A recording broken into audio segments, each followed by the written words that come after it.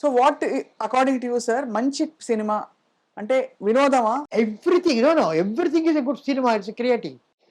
జనానికి నచ్చదు, జరగచ్చు, అది వేరు. ఇప్పుడు బెర్నార్డ్ షా ఒక నాటకం రాశాడు. అది ఏమిటంటే అది పిక్చర్ ఫ్లాప్ అయింది. నాటకం ఫ్లాప్ అయింది. ఆయన అడిగాడు ఎలాగుంది నాటకాన్ని. The play was a big success, the audience was a failure అన్నట్టు. అద్భుతం. అంటే ప్రతి పిక్చర్ హిట్, ఆడియన్స్ సక్సెస్ అవుతారు కాదు. ఆడియన్స్ సక్సెసా కాదా అనేది ఇంపార్టెంట్. అవును అవును సార్, అవును కరెక్ట్ సార్. అలాగా ప్రతి పిక్చర్ హిట్టే. అవును సార్. బికాస్ ఒక కథ బాగా లేకపోతే ఆ ఏమైనా మరీ కొన్ని కోట్లలోనే ఉంటుంది లోయెస్ట్ పిక్చర్ అయినా. It's not a small amount. అది పెట్టాలంటే నిర్మాతకు ఈ కథ బాగుంటుంది అనే కదా తీస్తారు. ఆ మేకింగ్లో రాలేదు, అది రాదు ఏమైనా అంటారు. లేదు థియేటర్స్ రారు, ఈ జనం రారు, బికాస్ పుల్ చేయాలి, ఇద్దరే ఉంటారు. అదైతే factor, that's a different economics. అది వేరు. ఒక థియేటర్స్లో ఇంతమంది వస్తే కానీ ఆ థియేటర్ నిండదు. అవును, అంతమంది వస్తే కానీ థియేటర్. సో నేననేది ఏమిటంటే సిస్టమ్ ఈస్ లైక్ దట్. నీకు థియేటర్ ఉంది, ఈ థియేటర్ వాళ్ళు వెళ్తే నీకు సినిమా చూడాలి, అక్కడ వెళ్తే ఇంత డబ్బు కట్టాలి, ఎంత ఉన్నారు. నేననేది ఏమిటంటే if we have theatres of 100 or 106 seats in every building, ఇన్ని ఫ్లోర్స్ ఉంటారు దాన్ని, ఒక కాలనీస్లో ఒక పెద్ద లేఅవుట్స్ ఏబిసి అని every block 14 11 A block, B block, ఇక్కడ పెద్ద పెద్ద బిల్డింగ్ కాంప్లెక్సెస్ ఉంటాయి. అందులో they have a swimming pool, they have a gym, they have a departmental store, they have got a library. ఇవన్నీ ఉండగా why can't they have a 100 feet theatre also. ఏ క్లాస్లో ఒక థియేటర్, బిలో ఒక theatre, సిలో ఒక థియేటర్. ఆ రకంగా ఉంటే ఇప్పుడు 3000 థియేటర్స్ అంటున్నారు. ఒక్కొక్క బ్లాక్లో ఉంటే ఒక హైదరాబాద్లోనే ఒక 50,000 థియేటర్లు వస్తాయా, 1,00,000 థియేటర్లు వస్తాయా? అవును. ఆ రకంగా మొత్తం ఒక రోజు కనుక ఆడితే సరిపోతుందా? అవును, అంతే కదా. అందరికీ అనుకూలంగా ఉంటుంది. వాళ్ళ కాలనీలో ఉంటే అందరూ వెళ్తారు. 50 రూపాయలు 25 రూపాయలు ఇస్తే సరిపోతుందా? You have to come out with visions. You have to come out with systems which break that and build up. అంతేగాని అది ఉంది లేదు మేమేం చేయలేము, వీఆర్ హెల్ప్లెస్. కాదు మేము అటువంటివన్నీ పడనివ్వము, వాళ్ళ బిజినెస్ పోతుంది, వీళ్ళ బిజినెస్ పోతుంది. అటాక్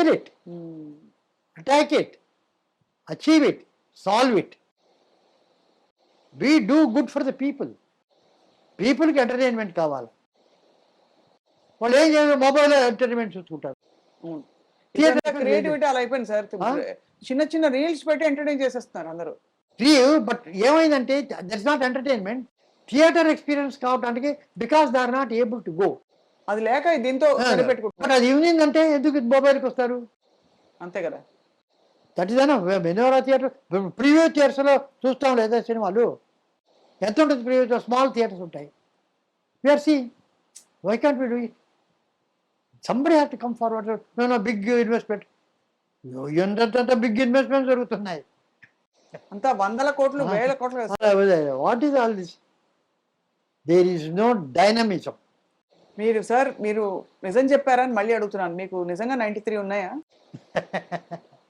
ఎంత ఎనర్జీ, క్లారిటీ, కన్విక్షన్, ఇంకా ఐడియాస్, ఇంకా పాజిటివిటీ, అసలు స్పిరిట్ అన్నీ పుష్కలంగా సార్. మాకు ఇవాళ ఎంత ధన్యులం అవుతున్నాం అంటే ఒకటి వింటూ. సో బట్ సార్ ఇప్పుడైతే ఇప్పుడు ఈ ఇల్లు ఎప్పుడు కట్టుకున్నారు సార్ మీది?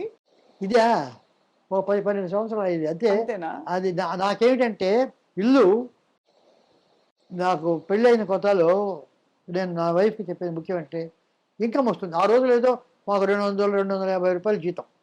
అదంటే ఏది వచ్చినా కూడా ఒక ఊరికి వెళ్ళాలా, ఒక పెళ్ళికి వెళ్ళాలా, ఏదో ఎవరి కొనాలా, ఇంకేదో పోవాలా.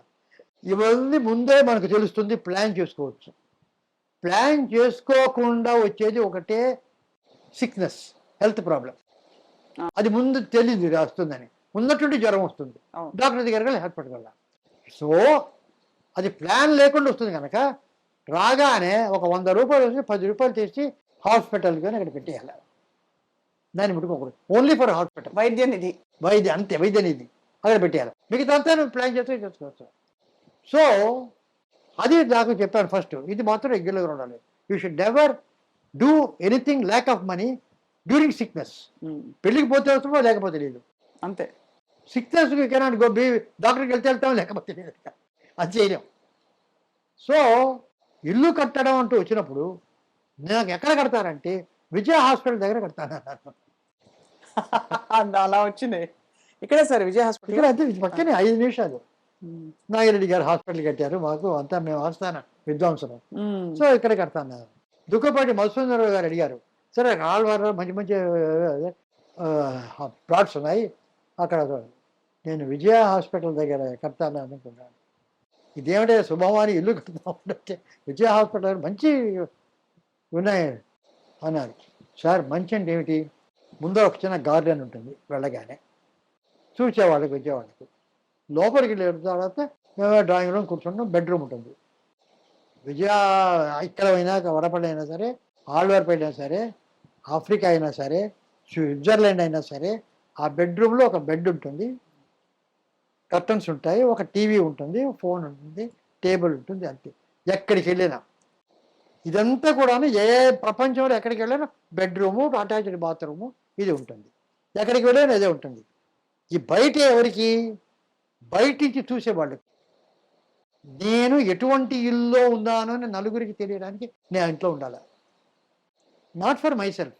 నేను రాగానే ఇంట్లోకి వెళ్ళిపోతాను, నా బెడ్రూమ్కి వెళ్తాను, డ్రాయింగ్ రూమ్, డైనింగ్లోకి వెళ్తాను, తింటాను.